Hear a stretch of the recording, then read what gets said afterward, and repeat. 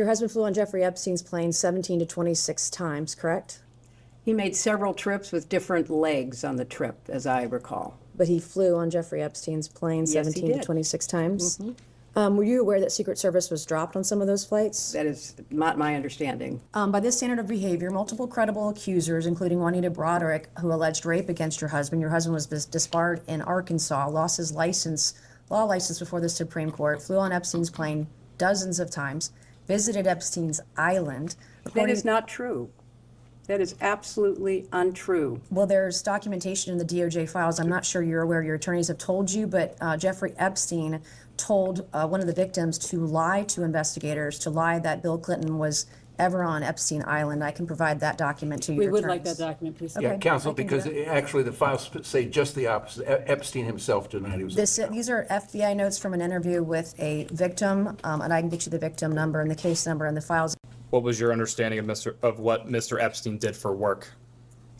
I knew nothing about him. He was there as an invited guest by the White House Historical Association. That's my best recollection.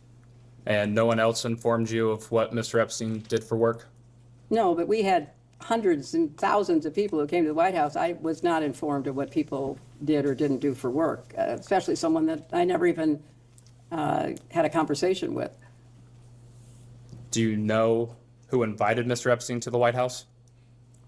I can only tell you what I know, which is that he apparently was a guest invited by the White House Historical Association to attend a dinner to thank people who gave money to the White House Historical Association for the upkeep and maintenance of the White House. It's been widely reported, and we, I think, discussed in the previous hour, that in July of 2010, Ms. Maxwell attended your daughter's wedding in Rhinebeck, New York. Do you have any recollection of Ms. Maxwell's attendance at the wedding?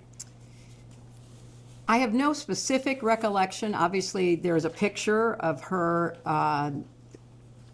being at the wedding as my husband walks my daughter down the aisle. She was there as a guest of Ted Waite, someone we had known for 30 years, I believe, who was a strong supporter of my husband and became a friend.